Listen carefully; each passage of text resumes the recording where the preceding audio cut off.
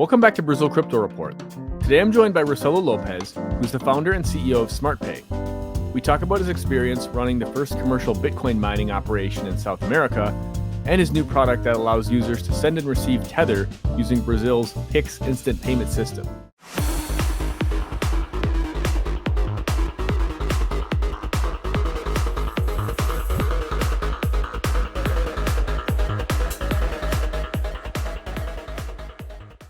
All right, so we are joined today by Rocelo Lopes, who's the CEO of SmartPay. Welcome to the show, Rocelo.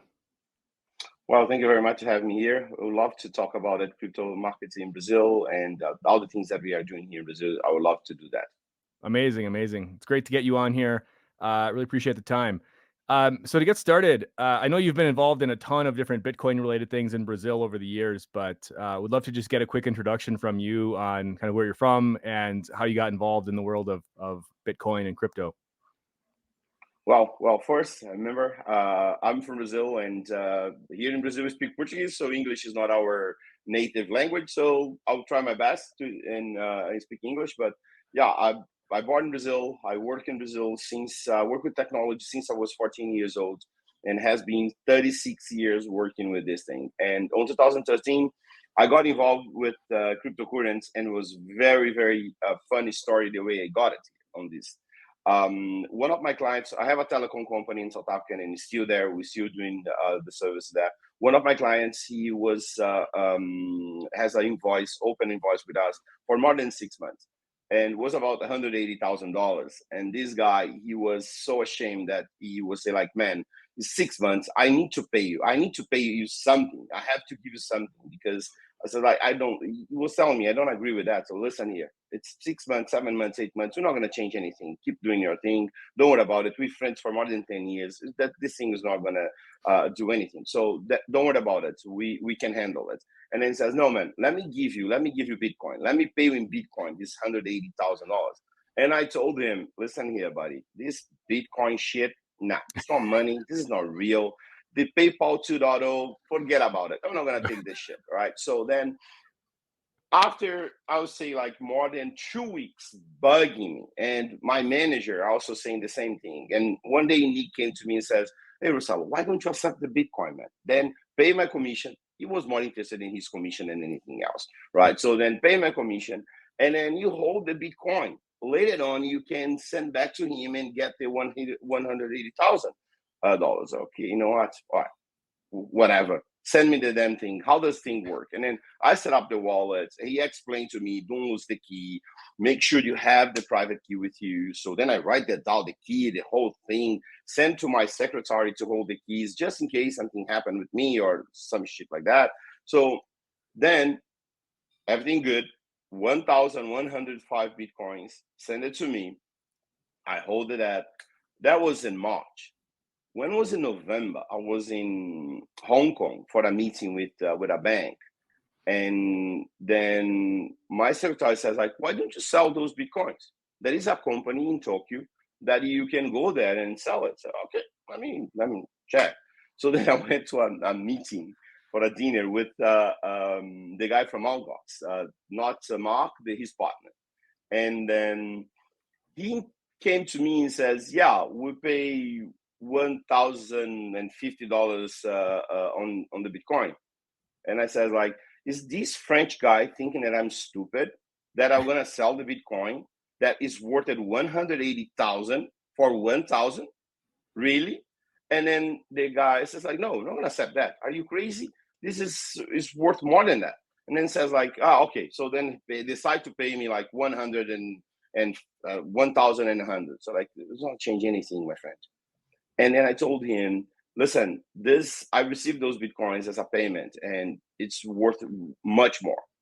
And the guy says, no, it's 1,100 per Bitcoin. So I said, like, okay, stop everything. Okay, what you mean? It's like my 180,000 now is worth more than $1 million? And then says, yes, and we can buy that from you now if you want to. No, I want to buy more. So then, instead of selling my Bitcoins, I bought like $12,000. I had the $12,000 in cash because I was traveling a lot, and then was going back home. So I was like, going back to South Africa. So instead of me traveling all the way with that money, I'm gonna give to this guy now, so that I'll pay the Bitcoin, put all together, good, and they'll learn about it. So then I bought from Mt. Gox. I sent to the platform, sent to their bank account a little bit of money. Then I gave him in cash more money. So everything like, all right, so $12,000, everything there. So then I started to trade to realize how it worked. So then I check on the internet about Bitcoin, and was the first conference in Argentina, in Buenos Aires.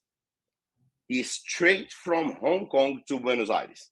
No stop, like stop in I think in somewhere in Europe, Buenos Aires straight to go to the conference to speak with Satoshi Nakamoto, because I was reading about it and I saw a few flaws on the protocol, like 10 minutes block, really, and its amount of transactions that was possible, just 1 megabyte. Are you kidding me? It's now I'm going to support everything. So then I decided to go to Argentina and speak with Satoshi Nakamoto. Come on, really? This guy needs to change the protocol. This is has a few flaws we need to change. Flew to Argentina, went So there, and then were you able to find him? Nah, yeah. So then I ask everybody, like, guys, what is Satoshi? I want to talk to him, because I saw a bunch of guys talking about it, and no one said anything about this Bitcoin thing, like what I really want to understand. So how about, can I speak with Satoshi? He's coming, and everybody like laughing on me, of course, right? So then I says, then they explained to me, Satoshi, nobody ever saw the guy. Some people did spoke with him through the forum. I went in the forum to see if he would reply or something like that. And then on that moment, because of it, because Satoshi does not be available, was not available, or no one knew the guy, that on that moment, I understood this technology will work. And this technology is the future. Just because one single reason, there is no one to point a gun in the head and say, change, give me the information, give me the details. It's not like all the other blockchains. We know who's behind Ethereum. We know who's behind Monero. We know who's behind Tether. We know who's behind every single cryptocurrency in the market today. We know who's behind. And then if you're telling me that someone cannot track Vitalik Buterin, they can, because they know Vitalik is behind Ethereum. Who's going to attract Satoshi Nakamoto? Nobody. On that moment, I realized. And then what I did, I took a little bit of the Bitcoins that I received, the more almost like 1 million, flew back to Taiwan and bought 5,000 GPUs, 5,000 video cards to start to mining Bitcoin. Then Paraguay straight, and then that was in 2014. In July 2014, we already start to mining in Paraguay, because I learned how the Bitcoin works. That's how I get in. I just straight right there on the point that the whole thing works. Wow, that's an incredible story. So you went from like very skeptical, like what is this stuff, and then within a matter of a couple of weeks, once you realize that there's a value to this thing, and you understood who Satoshi Nakamoto is or is not, and you're like, okay, like I'm going to Taiwan, I'm buying some GPUs, we're gonna start mining this stuff, we're going all in, basically. And then so you set up an operation in Paraguay, and then tell us a bit about that. How did that all kind of materialize? What was that experience like? Yeah, it was in the beginning was really, really bad, because the reason that I saw Paraguay was because I started to check on the internet, because when I understood to mine Bitcoin, and then you need a lot of electricity and cheap electricity, otherwise we're not going to be profitable, right? So when in that time, remember, it was not ASICs. The ASICs was starting. It was just starting. And then the majority of people were mining with GPUs, and GPU use a lot of energy, right? So then I started to say, okay, what is the cheapest country in the world? And it's easy to open a big farm. And then I was looking around. So then I said, oh, Venezuela, not a chance, because Venezuela, the government is going to be my partner. Thank you very much. No. And then you have like other countries on the Middle East. Yeah, things on the Middle East is not simple, not easy. Same thing. No, thank you very much. Then China was okay, but Chinese, I was worried about the Chinese mob and everything, the mafia over there. It's not simple. Nah. Let me go to somewhere that I can understand, I control the culture and everything. So then I saw Paraguay. And because the hydraulic power plant that is in Paraguay, it's a joint venture between Brazilian government and the Paraguayan government. It's one of the hugest power plants in the world. So like, well, the electricity over there must be cheap. I went to Paraguay, checked out the price. On that time, the price was 2 cents of dollars per kilowatt. That was good because it was a very good price on the time. And then the first thing that I went to speak, I called a few friends and say, hey, can you guys hook me up with the guys from this hydraulic power plant? Yeah, sure. We can present you the CEO and everything. So I was in contact with the actual people. So then thing that I told them, like, guys, I'm going to need a lot of electricity. They said, no, don't worry about it. We have it. That's not an issue. Okay. Point to where is the best place for to go. Then I went to a complex, an industrial complex with a bunch of warehouses. And then I started to set up there. But here's the funny part. I told them I need a lot of electricity. I was like straight to the point, a lot of electricity. So then it says, yeah, sure, we have it. So then we start to do. Then the ASICs started to coming out, and good ASICs. We have a bunch of GPUs, but then the ASICs start to come out, and then it's more than electricity that we need to use. One day we bought, I remember that was in 2015, 2016. We bought like 2,000 machines from Spindle Stack from a company from Israel. It was 2,000 miners, like huge miners, really, really good ones. Those guys were the best one in the market in that time. Then we plug the 2,000 machines. The whole thing, one night, I was in Floripa, and I was just came from Stade del Este. One night, the guy phoned me and says, Rocelo, you have to come back to Paraguay because we have a problem here. I said, man, I just came from that. So now I have to go back. Says, you better come. Let me show you something. The whole power network line, the whole power line was on fire because could not hold the 2,000 new machines. Was on fire. So then, yeah, I better go. Next day I went there. Then I went to speak with the electricity company, right? So I told them, I told you guys that I need a lot of electricity. And what is the problem here? Oh, yeah, we didn't realize there was that much. Yes, it's that much that I need. So then I said, no, don't worry about it. We're going to fix it. They replaced the power lines, but they didn't change the substation. So 1,000 machines more later I think it was like 1,000, 2,000 more later because machines was coming. Then we explode the substation. And the entire neighborhood was without electricity for 2 days. And then I told guys, it looks like you do not realize what mining actually is. So then I went to speak with them and explain to them the whole thing. So they says, guys, so then it's better you change where you are because on that part, we do not have enough electricity available. Move to another location because that location is close to the hydraulic power plant and you have enough electricity. Then, of course, you put everything there. But the entire regulator, they didn't know about it. They were not prepared to be on this thing. We are the first real company actually went there. So then was also to help them. And it was the guys that I told them, guys, your electricity is very good. It's cheap. It's not that stable, but we can handle it. That's fine. And then we started to actually to build more and more machines. But the problem in Paraguay was two problems. One, too much dust. It's really, it's a lot of dust there. Then the other problem is on the summer, it's a 50 degrees Celsius outside. It's really, really hot on the summer. So imagine it's hot outside, then it's even hotter inside. And you need to drop the temperature to around like 32 degrees.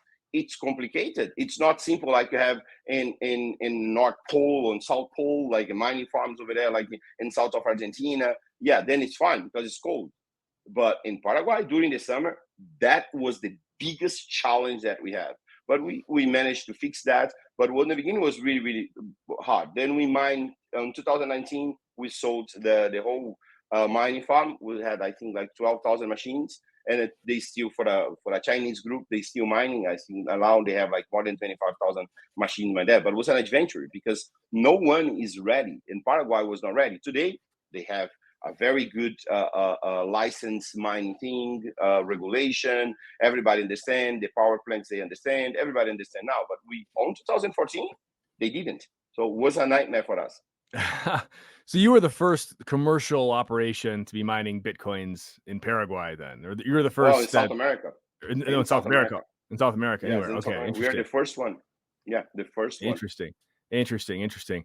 And then and that's super interesting. But yeah, you encountered basically every problem in the book there, it seems, from like, sourcing the AC, or sourcing the GPUs and the hardware to finding an acceptable power plant, and then, dealing with the guys at the power plant who are like, "Oh yeah, sure, we've got energy. How much do you need?" And then you show up and then the whole thing is on fire and the town is without power for a couple of days.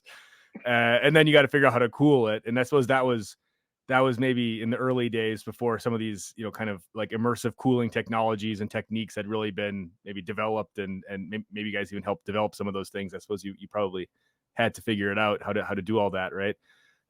So now, are you fully divested out of mining at this point, or are you still involved in that Well, in a different capacity? I'm still involved a little bit with. There is a few countries that I am their advisor in mining. Uh, Countries. It's the government mining. The three in total at the moment.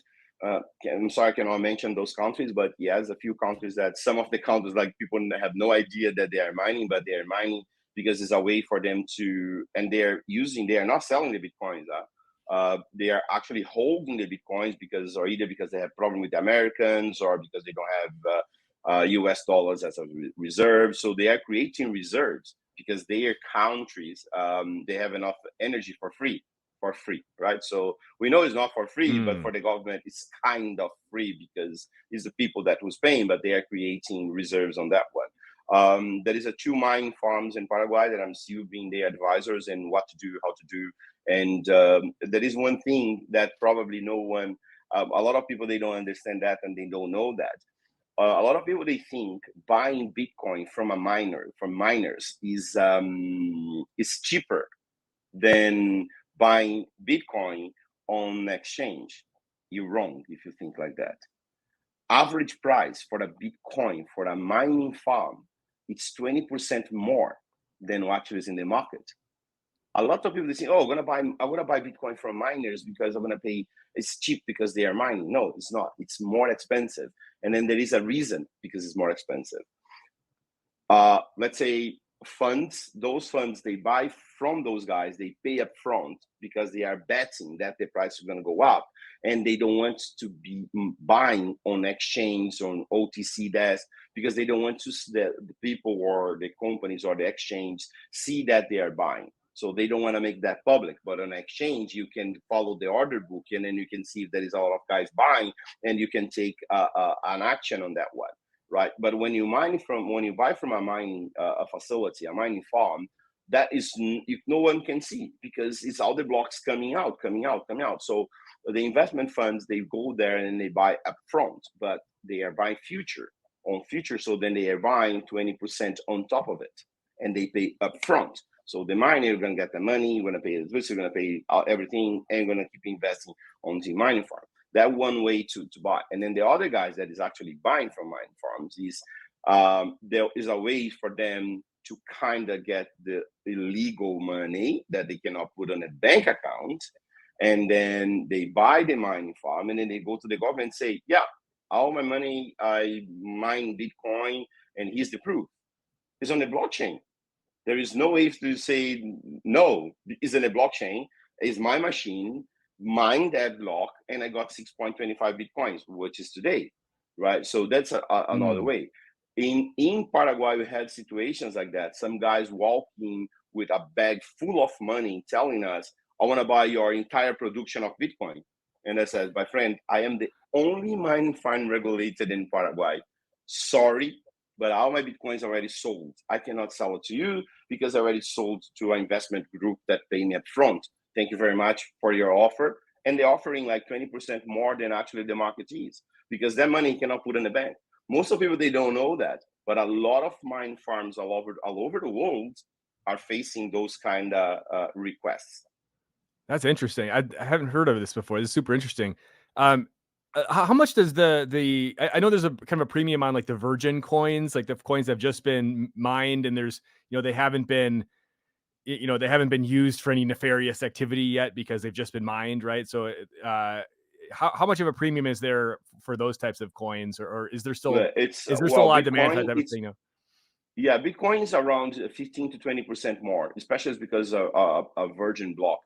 Well, virgin is always more expensive, right? So then a virgin block, it's that's how call because for maybe for people that they're gonna be watching this virgin block, no one touched that yet. It's coming from the mining straight to your wallet.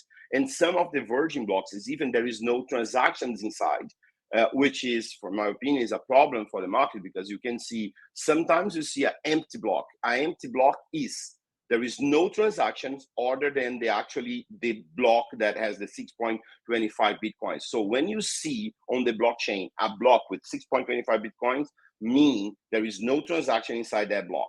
So some of the mining farms, it's even they only mine 6.25 and go straight to a wallet that nobody knows. So it's not in the Mm. market, cannot see it. And some investment funds, they will pay premium between 15 to 20% and advance for those. And most important, most of the investment funds or the guys that is mining the Bitcoins on the mining farms, they buy future. So they will check, they're gonna ask the mining farm, say like how many Bitcoins can you produce per year? Oh, I can produce this amount of Bitcoins per year. All right, I'll buy everything. So then they pay upfront. The guy keep adding more and more and more mining machines to keep increasing, but he already received the money up front. So they have no risk with the price for the Bitcoin goes down. For the fund or the person who bought this future, well, whoever bought Bitcoins this year and the beginning of the year at $15,000 with 20% premium on top of it is laughing right now, right? Because it's 40,000%. So it's good for the investment fund, it's good for the firm, but it's around 15 to 20%. That's how much you pay for as a premium for those Bitcoins. Got it, got it. No, that's super interesting, super interesting. And then, so, uh, moving ahead here, so once you sold your mining business in 2019, or you kind of sounds like you kind of divested yourself from at least the operations of it, even though you're still involved as an advisor. What did you do after that? What was your next? I know you're doing smart pay now, but like, was there another step in between mining Bitcoin and then what you're doing right now? Yeah, it was. I mean, the other stuff was in 2017. I was right on the peak, so market was amazing, mining was amazing. We had like 10,000 machines mining. We are generating money. Actually, we are fabricating money. So that's something like have a print machine, right? That can print money. Really, it was amazing. But in 2017, we had an issue. Well, my wife, she was kidnapped, and it was a lot of problem for me because it was all over the news everywhere. So when the media called me in Brazil to talk about the cryptocurrency, I'm always there, and it was a problem to me because everybody was saying like, well, these guys can make money. So then yes, they kidnapped my wife, asked for like the time was like more than like I think it was more than $40 million that they asked for. What? Yes, it was a lot of money. Yeah, it was. But And I this was had to deal with them. because they knew you were this Bitcoin guy and you must be sitting on all sorts of money. So they, oh my gosh, Yes, how yes, did and that it was all over the news. Yeah. how did that resolve? If you don't mind me asking and diving into, how did that resolve? That sounds harrowing. Well, for 4 days, I was talking with those guys, and then when I says like, guys, please send me your wallet. Let me send a little bit of Bitcoin, so then you see that I will pay. I don't have that amount of money in Bitcoin, but I will definitely I'm gonna make some way for you guys to get paid, and then just send my wife back. So then in the last minute, the guy says, no, we're not gonna receive in Bitcoin, buddy. We want Monero and we want Zcash. So like shit. Now I cannot talk with another miners. But well, we had a lot of mining power on Zcash. So then I phoned Zuko. I says, look, Zuko, there is a problem here. Uh, can you help me out just in case? As well, we can try to do something, Rocelo. So listen, I have a lot of my machines here mining Zcash. I can also can change the protocol and then see something. But it was for 4 days dealing with these guys. But finally, the police found my wife was taken in Floripa. They drove all the way to São Paulo, and she spent 4 days with them. So in the end, I didn't pay anything. The police managed to get her back safe and sound with no problem. But and then after that, Aaron, guess what? I got a fine from our federal revenue department, tax department. I got a fine based on the 115 million reais that the kidnappers asked. And it's about not even living in Brazil. Why do I should pay taxes in Brazil? That's what I got from the kidnapping whole thing was a fine from Receita Federal, from our tax department in Brazil. Yeah. So on what basis were they were asking for the money? On what basis? They said because there was notice on all over the news that the kidnappers was asking for 100, almost 120 million reais as a ransom, right? And based on that, they start to investigating me. I was not Okay. living in Brazil. I was living in Paraguay. No assets in Brazil, zero assets in Brazil, right? Who's living in Brazil? My wife and my daughter. They check my credit card that I was paying stuff overseas, not in Brazil. I was paying some stuff in Brazil, yeah, for the supermarket, school, for the girls and everything, right? So the life to live in Brazil was paid using my credit card.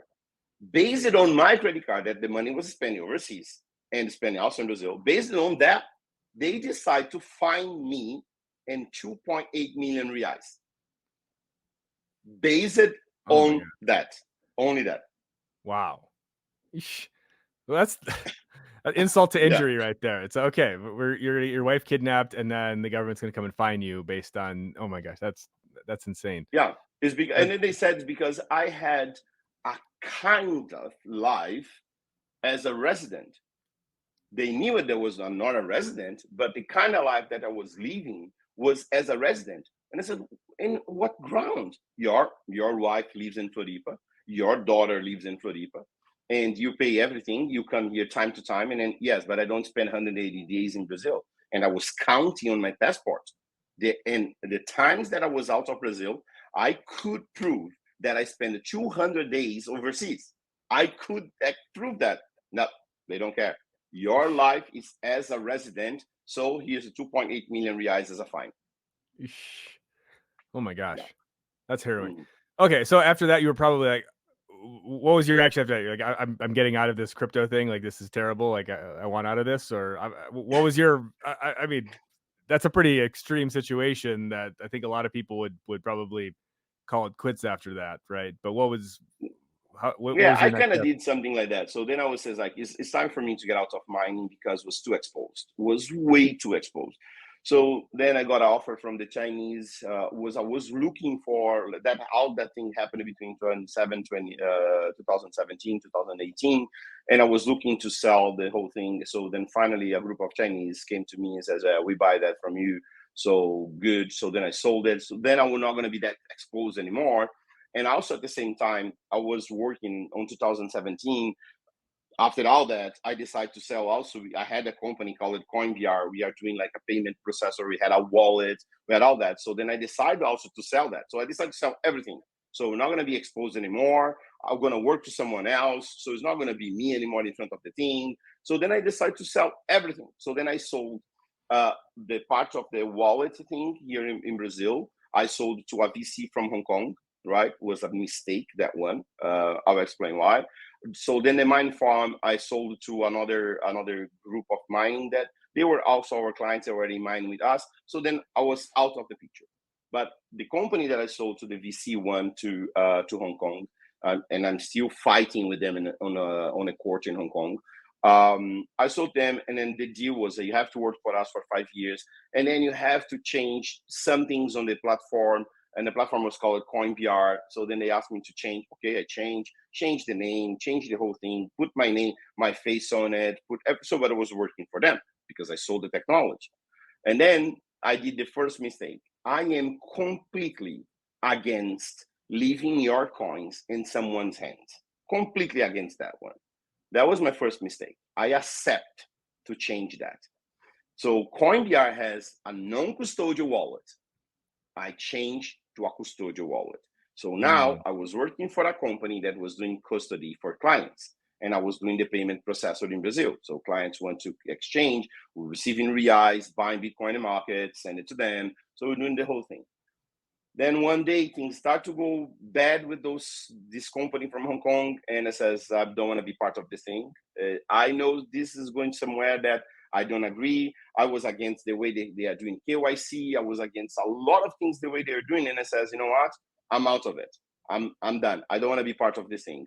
So then the fight starts. It's like a marriage, right? When everybody's happy, everybody's happy. When you want to get divorced, one of the parts will say, no, it's not going to be that easy. I'm going to take everything from you. So something like that happened with the same thing with me and this company. And I finally says, whatever the fuck you guys want, I'm out of it. I don't want to be part of it. I do not agree with the things that you guys are doing. I just don't agree. So I'm out. So then the guy says, oh, if you're going to go out, that's fine, as long as you don't work to anyone. And that from 2019 till 2021, I could not work to anything related to cryptocurrency. Nobody. So then I have to stay low. I have to be there quiet. Well, it was good because then came the pandemic thing. And then I said, okay, cool. I want to spend time with my family. My wife was pregnant from the second girl. So then it was cool because I could spend time with them. So then it was nice that. So then December 2021, I was able to come back to work again to the market. So then I decided to do Smart Pay, which is the thing that I know a lot, like payment gateway. I know how to work. I know how to do. So the idea was to say to people to do something that can convert crypto and reais in crypto straight away, fast, and no custodial service ever again. So then I decided to do that. And I was in El Salvador for the LabitConf conference. I've been in every single LabitConf since the first one. So then I was in 2021 on LabitConf. Then Bitfinex approached me and they says, like, Rocelo, we want to operate in Brazil, but we don't want to be in Brazil. Can you make it work? Oh, yeah. Give me a few days and I will do MVP and then I'll show you guys how it's going to work. It's just like 3 days for what? To do a presentation? No, to show you how to work and then actually to show a product actually executing the transactions. So the guy says, not going to work. 3 days is impossible. Okay, watch me.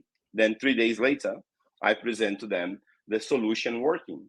Brazilian doing the payment and that everything that happens because the peaks, the payment in Brazil. So was taking like 2 minutes, the transaction to actually happen. So user transfer the money, 2 minutes later, boom, USDT on his wallet. That's how fast was the thing. And then the other way around, the same thing, send USDT, and then 1 minute later, boom, money in his bank account. So then I showed to Bitfinex, it says, yeah.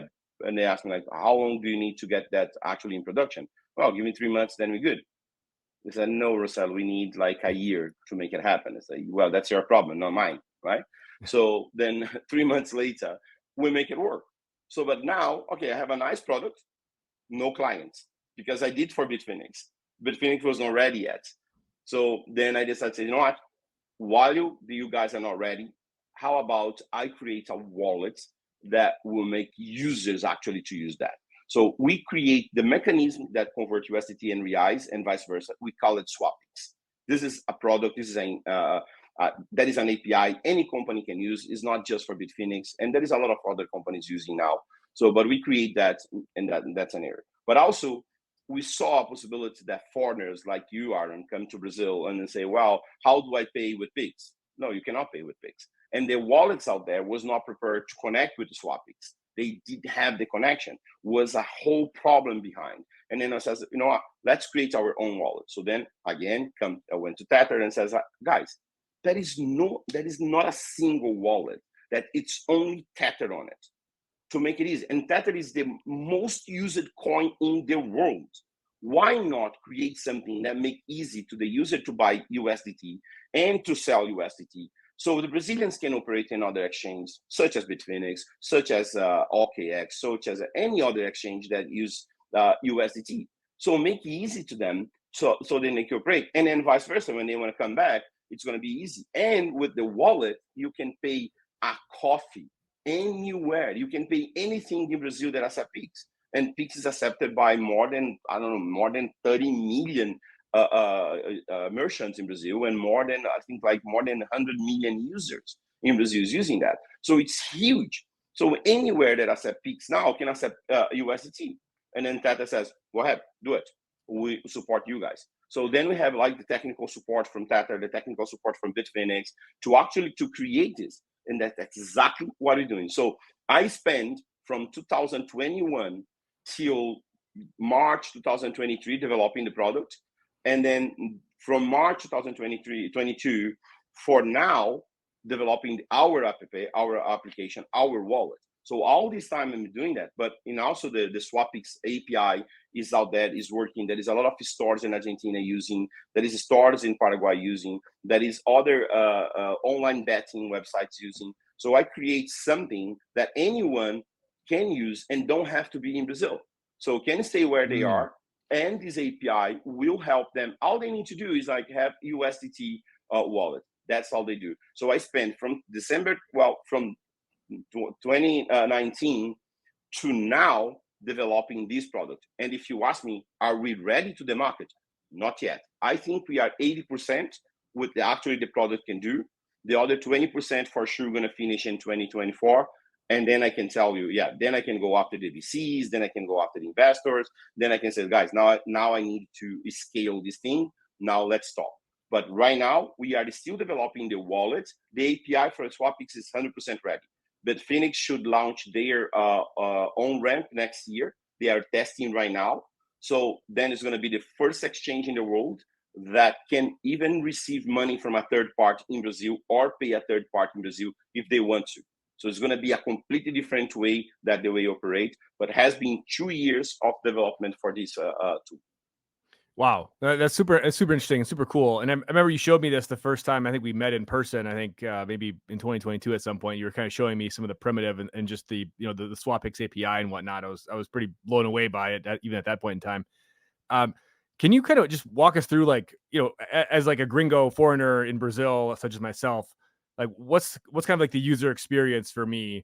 Can you kind of just walk us through like how this would work for someone such as myself? For assume like I don't have a a CPF or something, I don't have an ERG, so I can't necessarily have a bank account to be paying people with Pix, that type of thing. But like how would this work for somebody like myself? Sure, 100%. Well, the first thing that the majority of the foreigners, they don't know, or the gringos, like we call every foreigner over here, right? The first thing that most of the foreigners, they don't know, you can get a CPF anywhere in the world. But all you need to do is just go to a Brazilian embassy and ask for. So you don't have to come to Brazil to be in Brazil actually to get a CPF. What the CPF does mean to you? Nothing, because you're not going to pay tax because you're not living in Brazil. But for you to pay stuff in Brazil, sometimes you're going to need a CPF. So then you already have it. That's kind of cool. But I know for sure in a couple of years' time, every single foreigner that comes to Brazil going to get a CPF on the stamp on the passport, because the Brazilian government is doing that as we speak. All right. So then CPF is our tax registration number. Anyone can have it. We're not going to do any damage. All you need is like get the number. So in case you want to buy a car in Brazil, you need a CPF. You want to buy a house in Brazil, you need a CPF. It's just because that. But if you don't want a bank account, that's fine. You're not going to do anything. Now, what we realized, that is the number in Brazil, that is 4 million foreigners living in Brazil without a bank account. And they do have a CPF, but they are waiting for the RNE, which is the ID for foreigners living in Brazil, okay? We realized those guys, the reason is because they do not have enough paperwork that is necessary to open a bank account. So the bank cannot give them a bank account because they don't have the whole thing yet. Some of the digital banks, they do kind of, okay, if you have the protocol number, good enough for us, we can go ahead. But big banks, they don't open a bank account for foreigners in Brazil. And then if you just get here, for you to get the process, to get the whole thing, takes some time. Some depends where you're coming from. But let's say, for example, you come from Cuba, yeah, then it's gonna take like a little while for you to get it. If you come from, let's say, Syria, or if you're coming from Russia, some countries gonna take a long time, like 2 years for you to get the whole paperwork in order to be here, right? So it's complicated. So 4 million users on that situation. So then it says like, okay, plus all the tourists that come into Brazil, that per year is around 50 million tourists visiting in and out of Brazil. Those guys, all they have is a credit card. Most of the people, they also do not realize that. Do you think an Angolan has a credit card with more than $1,000 limit? No, they don't. Their limit is like $100, $200. Or Argentina, right now, our neighbor here. their credit card is not strong enough to come to Brazil and party in Copacabana and get bottle of champagnes and caipirinhas and the whole thing, or even go to Jurerê Internacional on the New Year's Eve and ask for a table, and the guy said it's at $25,000 for a table, my friend. So it's expensive. It depends where you go to Brazil. So your credit card is not good enough, and then not safe. The exchange rate. It's a lot of problems that you have to do. And then some ATM machines charge you a lot of money for you to actually withdraw money. So we saw that possibility. Then I say, okay, what is the solution? The solution is to connect those foreigners to our payment national system, which is PIX, was developed by the Brazilian Central Bank. 95% of the merchants in Brazil is already connected there. All the banks by law has to be connected there. So then how do we connect the gringos with the bank chain, with this payment system? We need to find a way. What is the way? USDT. So majority we have the reference of dollar. So USDT, let's use USDT. And then why USDT, not the other one? Well, USDT represent 89% of the usage in the entire world. So we're going to use them because they are the majority. Right? Every single country you can buy USDT. It's not something difficult for you to do, right? Or go create your account on Bitfinex or wire transfer if you have to, or most of the countries, there is someone selling USDT. So then we use USDT as a way to connect in our platform. But remember when I said here at some point, I said, custodial service ever again. Now, what was the challenge? How do I make fast enough to someone send USDT on chain to us? We get that information, convert to reais and pay. By the way, the POS machine, it's 30 seconds. How much you're gonna expire? When the guy type over there, the invoice, the PIX invoice on there is 30 seconds. So in my mind was like, shit, it's a 30 seconds that I need to do the whole thing. And it's on-chain transaction. And there is no API. I need to make that happen. So what we did, we start to use the message field for the blockchain as a way to pass the information to us. So the user was reading the QR code on the wallet or some device for the PIX, attaching on the message field that information, send it to us. We go to the blockchain, we get the information, we read the information, and then we pay the PIX. We managed to do that in 22 seconds. The new version, wow. The new version is around 10 seconds already. So wow. We managed to do that. Now the foreigner, on the beginning was like download, let's say SafePal, TronLink, Edge, or use Bitfinex using the FastPay. Then you need a QR code reader to read the PIX payment, and then copy that code, put inside the message field. Too complicated. So then we decide to say, let's create a wallet that is already have everything inside the wallet, but the private key is still the user. We don't control the private key. Now, the other challenge, and most of people realize had that issue before, gas. Every single wallet for you to transact USDT, you need gas. Gas is the cryptocurrency, native cryptocurrency for that particular blockchain. So in Ethereum, it is the native coin. On Tron, TRX, on Polygon, Matic, every single one has their own native coin, and you need that native coin to transact. So USDT, we decide to use Polygon, and then USDT, you need to transact, you need Matic. So all the users will complain and say like, yeah, I forgot I need Tron, I need Matic, or I need this, or I need that. Always was the gas need. That was the other challenge that I put, okay, I need to solve that. I need to find a way to the user to have USDT on his wallet, private key on his control, and do not need Matic to transact. So then we solve that problem too. So now the user download Truther on his mobile. When he has Truther there, all he needs to receive USDT. Come to Brazil, anywhere except PIX in Brazil, you can pay with USDT. And the most important part for us is you still in control of the transaction. Is your USDT, is your keys, is your coins.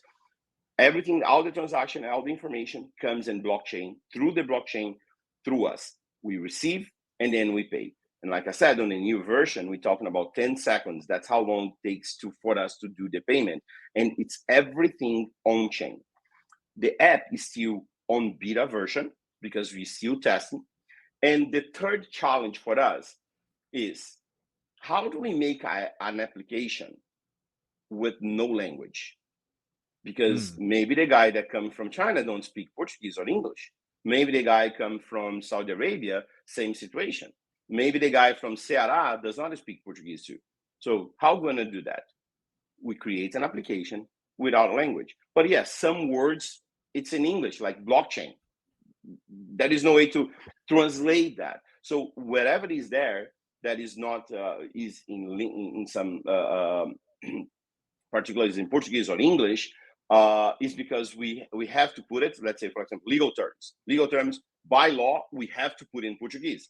Then we did a little bit of translations in other languages, but the other stuff, it's everything. The whole navigation and application, it's based on icons. It's not based.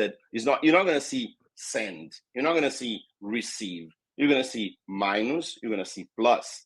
So it's everything based on icons, and those icons we are changing time to time because we learn from the users that that icon has nothing to do with actually they want to do it. So that's how the whole thing. So now foreigner can come, download our application, our app, still in control of the private key, and you can pay anything in Brazil that accepts. And then to finalize that, the other parties, there is a 24,000 ATM machines in Brazil from a company called TechBank.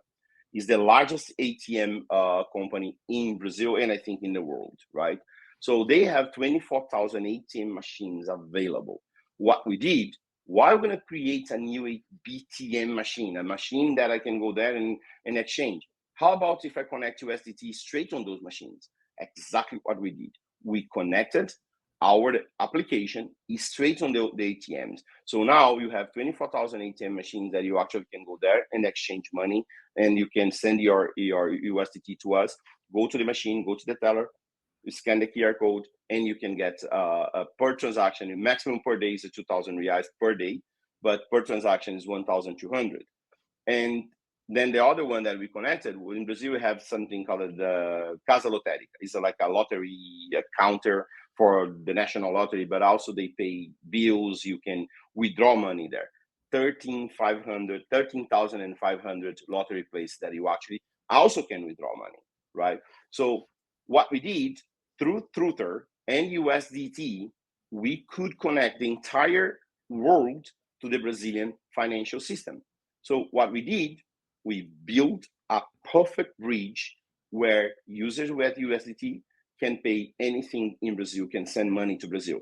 And if you have reais, or if you are a gringo and you need to receive reais, then you also can receive reais, because I will send reais to Aaron and will be automatically converted to USDT. So he can go to the pharmacy 20 seconds later and then use that money. So now the foreigner can pay and also can receive reais, which will be converted to USDT. So that's what the bridge that we actually built, and we focus on that one. This is super cool because this is like perhaps like the most, sort of tangible, like real world practical application of crypto that I think I've seen maybe ever. Just in the sense that you can actually, I mean, whether I'm a gringo or whether I live here, I'm a Brazilian citizen. I can basically interact with the entire payment system, whether I'm withdrawing money out of an ATM, whether I'm paying my bills, my cell phone bill, I'm paying whatever, or I'm just buying like a coconut from a guy on the side of the road for 2 reais. Like I can do all those transactions using Pix without needing a bank account through USDT, basically. Exactly. So and I mean this is really incredible and really quite clever what you've been able to accomplish here. I guess maybe a bit of like a technical question just on actually connecting this all to the Pix network. And I guess I don't understand all the machinations of how you actually connect to the Pix network. Like what types of like licensing do you need, if any, to be able to connect? Because it's all run by the central bank, right? So how does that work in the sense that, like, do you guys need to be, is there a certain like license you need to do it? Or are you working with a partner that has that license, or how would that work that you're able to connect in with this system with the Well, Truth Wallet? in Brazil, the central bank will come up with a regulation. There is no regulation yet, right? So, on that sense, that I need a license to do that, because I'm acting as a OTC desk for a company that buy and sell cryptocurrency. Period. But to be connected on the peak system, then we need to use someone that has a license. We have a 3 business partner here, banks, including TechBan, right? One of our that we use their service for the ATMs. We use Cellcoin, we use Cartus, and then it's a bank, and we use Start Bank. Today, Start Bank and Cellcoin are the main one here for us. So we use them a lot. But they are the one who has a license. And I know for sure when the Brazilian Central Bank come up with the regulation, I want to be the first one applying for the license, because it's really, really, really important for us.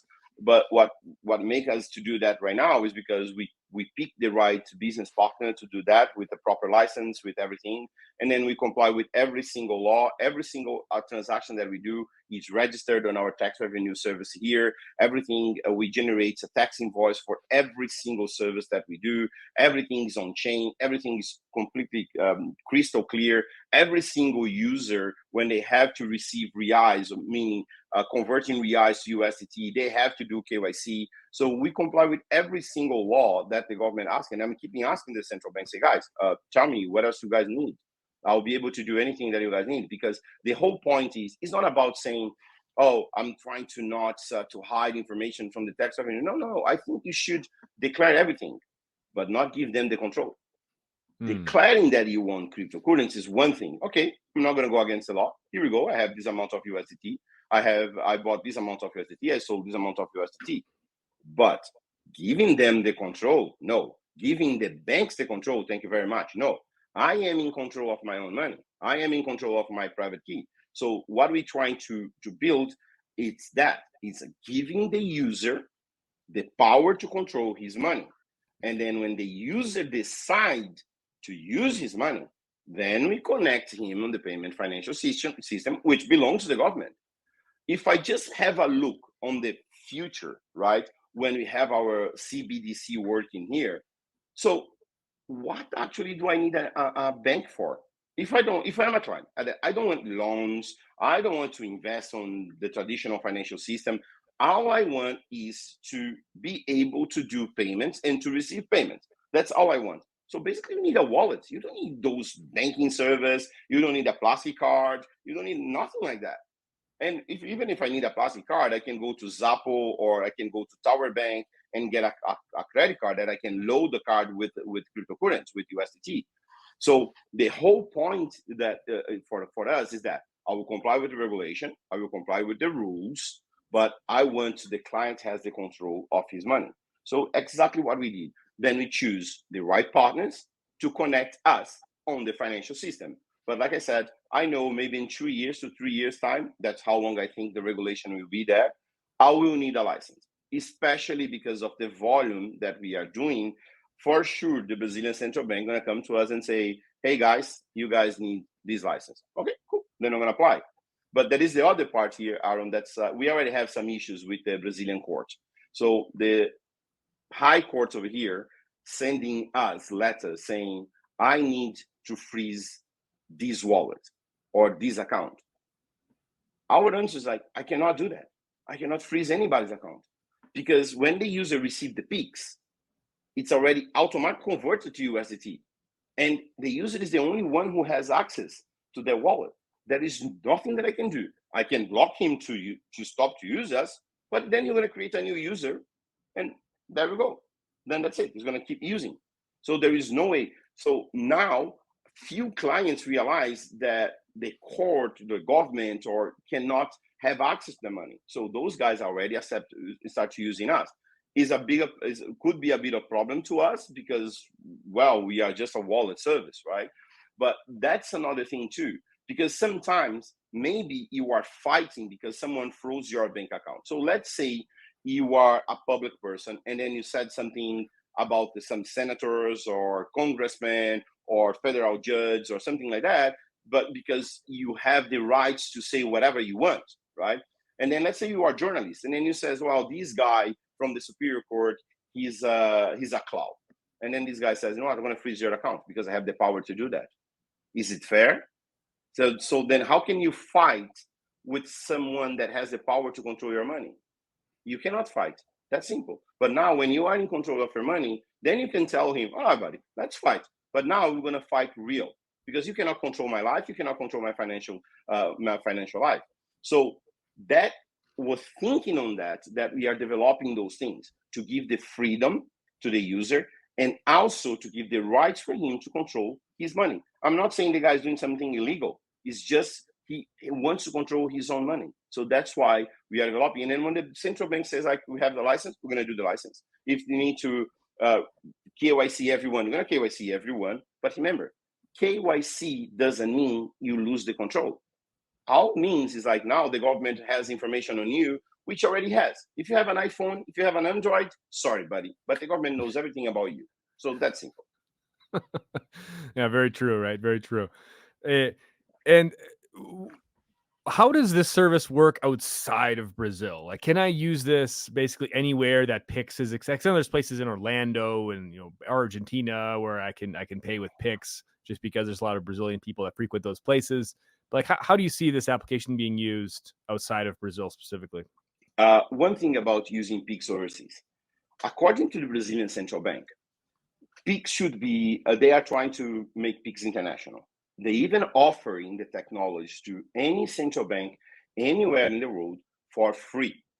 So because then they want the other countries use it, or even other banks use it. But it has been a problem because some banks are not prepared. Some banks are saying it's too expensive. Some banks are saying some things like, yeah, it's not working, or does not work, is not compatible with our system. So not easy to implement that, right, on the government level. Then what we decide to do is say, okay, hold on a second, we have the technology to do that. So basically someone pay with Pix, convert to USDT, and then got that over there on the other side. Then we find some business partner in Argentina, and they already introduced that on 12,000 stores in Argentina. 12,000 stores in Argentina has just the Pix QR code, a sticker glued on the counter, right there. No system, no fancy system, no POS machine, a simple sticker with a QR code. Pay with Pix here. Read this QR code. So then a Brazilian, they love to go to Argentina to buy wine because the wine over there, it's good and the price is very, very nice. So now the Brazilian goes to Mendoza in Argentina, gets in a store, and then say, yeah, I want to buy that wine. The guy said, oh, that one is 25 reais, and you can pay by Pix. So now the Brazilian is in shock because the guy says the price is in reais and I can pay by Pix. How that works? So yeah, just read that QR code and then send. But the Brazilian don't even need to do the calculation, the conversion, nothing like that. Is straight in reais the price for the wine, and he can pay from his account from Brazil. And some stores, the Argentina even explain, yeah, if you pay on your credit card, remember it's 5.38% tax that you actually pay in your country, right? Over here, you can pay with Pix, and you can buy as much as you want, and you pay in reais from your bank from Brazil. What happens on the technical side on this one is the Brazilian pay with Pix to a Pix QR code in Argentina. Within 10 seconds, that is converted to USDT. And the store will receive automatically in USDT. Now the store in Argentina can decide if they're gonna, well, if he's crazy to convert USDT to pesos, he can do it, right? Because I would definitely gonna do that. Right, but or even they can trade for Bitcoin, or they can send to another exchange, or they can do whatever they want, because it's much simple for them to exchange the USDT. And the cool part is we charge on our side for that operation, we charge between 2.5 and 4.5, depends on the volume, depends on a few other stuff, right? So now for the merchant, it's a very good deal. Even if it's like 2.5%, it's a very good deal, because the client, and for the Brazilians also is good, because he's not paying the EOF, which is 5.38%, and he can use it straight from his bank account, does not need to use MasterCard or Visa, which you don't know what the price is going to be or the dollar rates when you have to pay. We call that the Disneyland dollar, because you never know what's going to happen there, right, with the price and all the fees are included on that one. So this is a situation that actually it's good for the Brazilian. Where it can work anywhere in the world as long they accept USDT, right? I was walking in Paris, I was coming from back from Lugano, from Switzerland, and I was walking in Paris. And then I saw somewhere in a pharmacy saying, we accept Pix. So I got in to understand how a pharmacy in Paris was accepting Pix. And I was very curious on how they were doing. As I get there with my wife, I told my wife, can you buy some stuff and then just pay with Pix to see? When she was paying, she saw like Smart Pay. And I like, hold on a second. Can I speak with the manager? So then the girl called the owner of the shop, the pharmacy. And then when the guy saw me, the first thing that he says was like, first, let me give you a hug and thank you very much to create this product. Okay? Cool. The guy recognized me. So then he says, yeah, I create an account with Truther. And then I just print the QR code, the Pix QR code. I printed and then he owns like 4 pharmacies in Paris. And every single one of them, they put that. But look how cool was that? For the counter girl that was receiving, he did not import the private key. He only imported a download SafePal. He showed me on the SafePal, and he only put the view version. So every single transaction, she could see that she received the payment. It's straight on the wallet, but she could not control the wallet because she didn't import the private key over there. It was only in the view mode.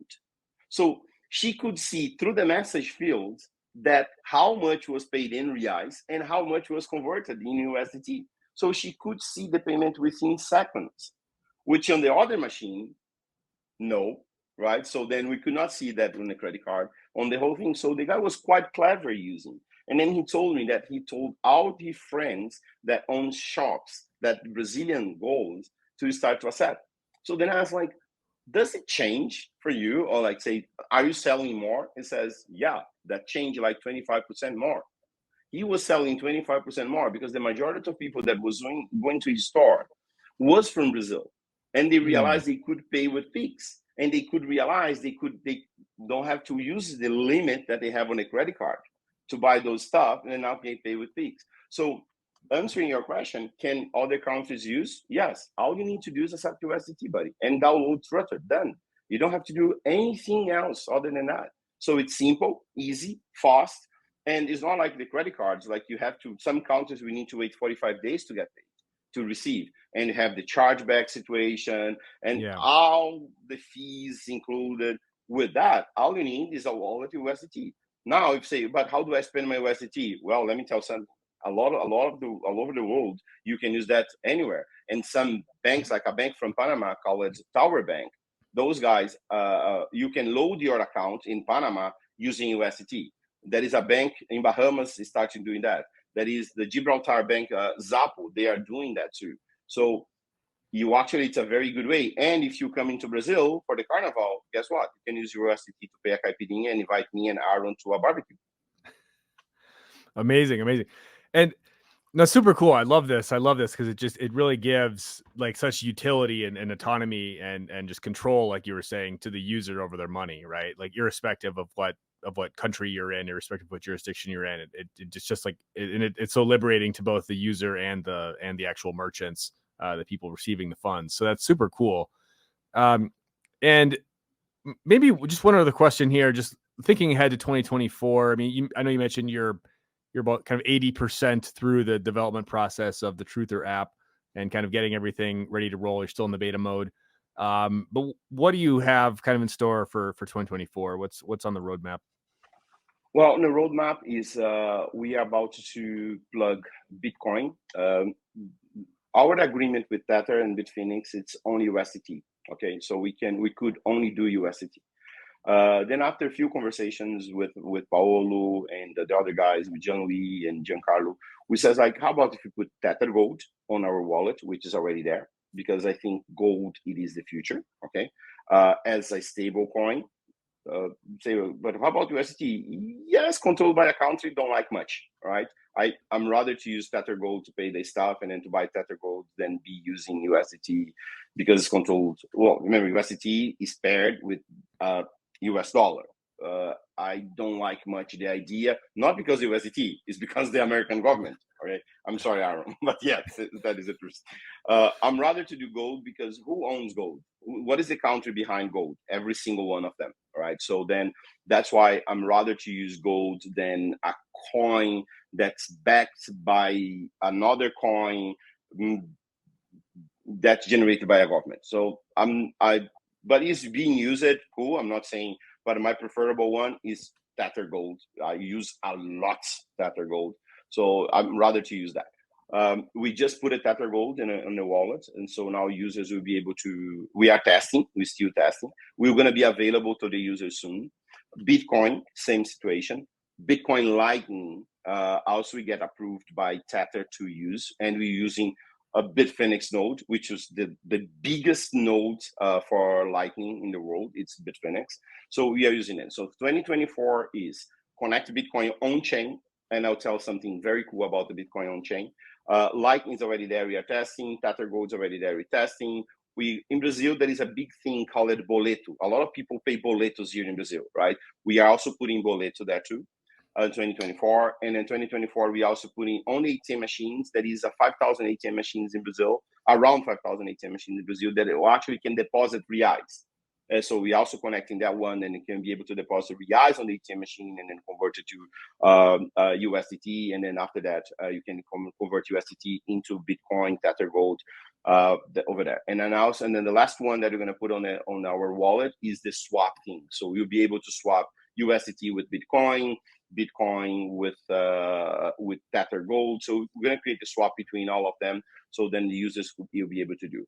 One thing really, really nice about Bitcoin on chain for the audience that's going to be looking at this, what is the difference between Bitcoin on chain, Bitcoin Lightning? Bitcoin on chain is the Bitcoin network, as everybody knows, everybody is being used. Okay, Bitcoin Lightning, the way we use on Bitcoin Lightning, you're not the owner of the Bitcoins. Your Bitcoins is in our possession, right?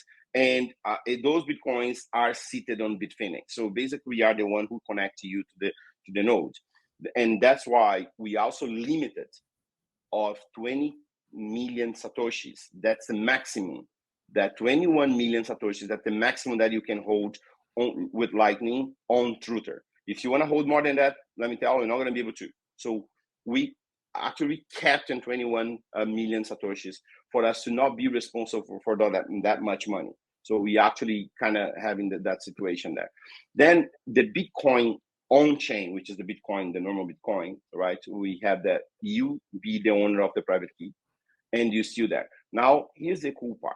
What is the issue when you decide to pay something with Bitcoin, right? So here in Brazil, number one, no, it's not the stores that accept Bitcoin, right? Some like 0.01% will accept Bitcoin on Lightning. So it's not easy to use. But let's say you are willing to spend your Bitcoin because you need to pay bills or you need to pay this, you need to pay that. So, and then you don't care about the 20 reais or 50 reais fee that the network is charging because you have so much Bitcoin like Aaron or like me or like Roger, like we have so many Bitcoins, right? Like maybe one because it's too fucking expensive right now, right? So then, so if you don't care about it, so then if you a guy that has like 10,000 Bitcoins to use and you don't care about the fees, cool, then you can use. But what is the issue on the transaction when you send?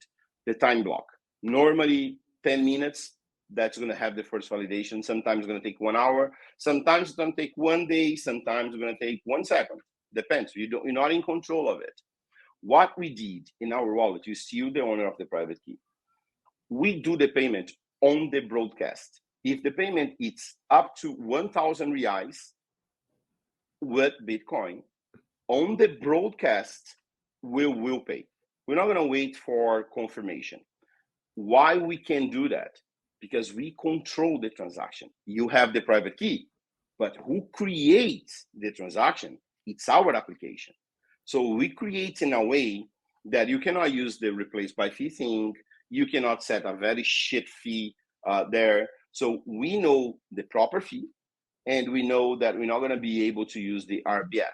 And also, if your coins is coming from a transaction with the replace by fee thing, we're not going to be available for you to use, because until we have the confirmation that those coins are available to use, you cannot use it. So we create the whole thing, and we combine with Polygon. So you actually sign through Polygon and you sign through Bitcoin. So it's a two signatures in order to do the transaction. But on the moment that you do the transaction, it's nice because that will secure, and you don't have to wait the confirmation to actually to pay something. Then that way, it's a very good way for you to use on the Pix network to pay everything with Bitcoin. On the broadcast, we do the payment straight away. This is something new, never done before, okay? And also the other thing, as I explained, we use the message field. And some people say, well, Bitcoin has no message field. All right, let me tell you something. How do you think Satoshi Nakamoto put that phrase on the Genesis block? It's because there is a message field. It's because there is a data field that you can put information there.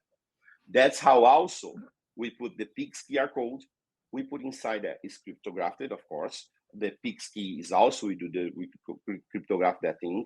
So it's over there. So meaning, if tomorrow any Brazilian authority come to us and then say, oh, I want to see those transactions because it's got involved with terrorism and everything, right, go to the blockchain. This is the key, the decryption key. Go there. Good luck. Analyze the whole thing. Everything here is registered in a blockchain. If the bank explode, it's in a blockchain. If our tax revenue explode, it is in a blockchain. All our transactions are going to be over there. So then it's secure enough to say we can pay on the broadcast. Most of people are going to say, but hold on a second. What happens if the Bitcoin price goes down? We don't care if it goes down or if it go up. We have enough Bitcoins to not care about the price anymore. So we just don't care about the Bitcoin price. If it goes up, cool, nice. Our profit is going to be higher.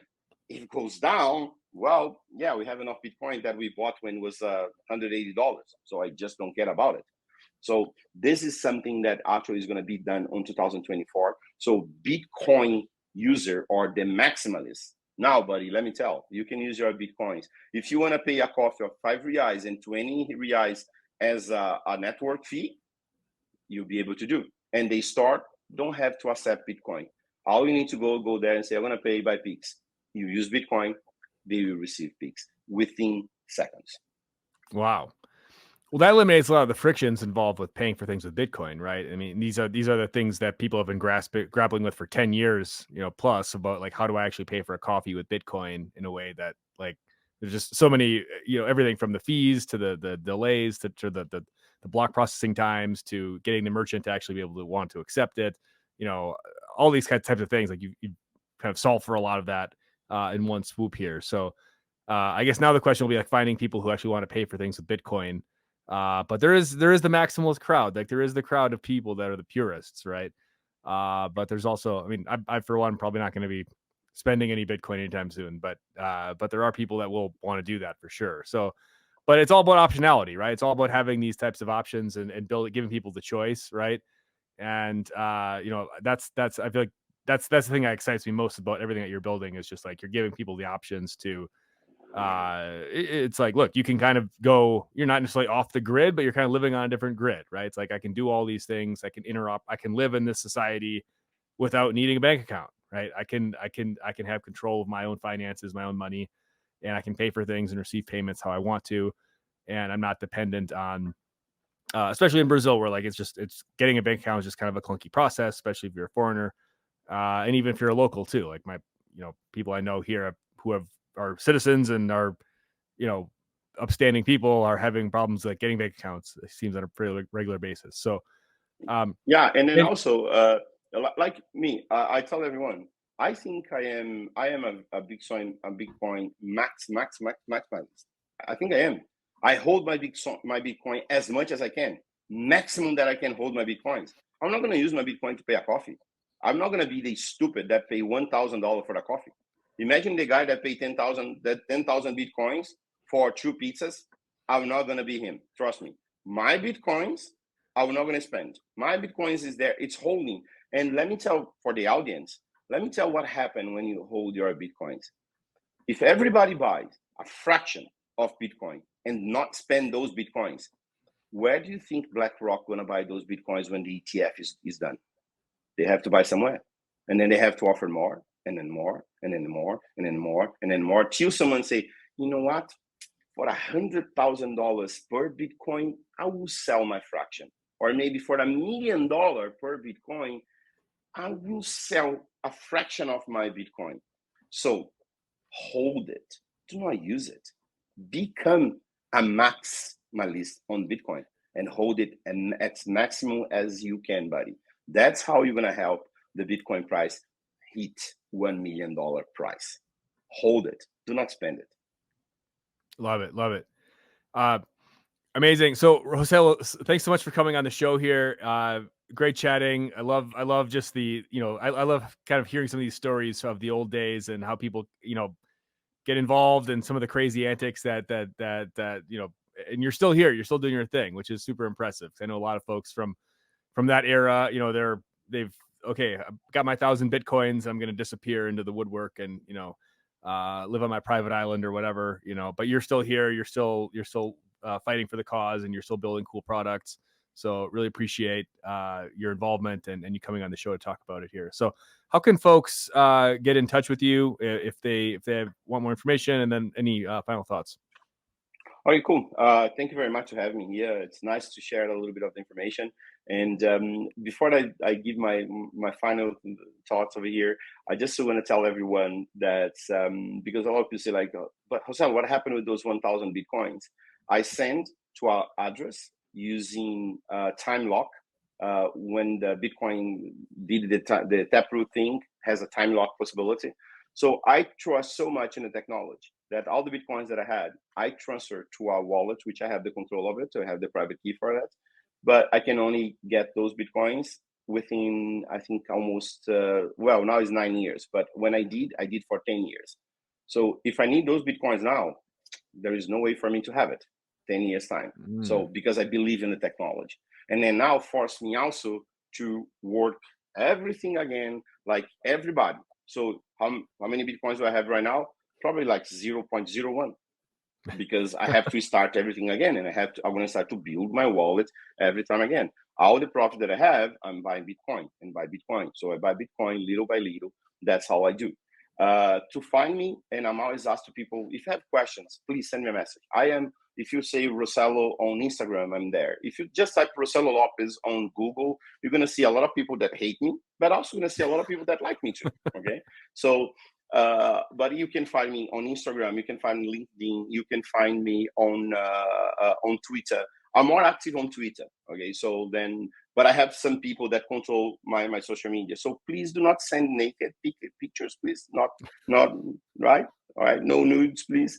But yeah, if you send me message in any social media network, I always gonna answer. Right. So, and when you think that, like, say, oh, but Rosal, I'm gonna ask you this. This is a very stupid question. Okay, let me tell you something.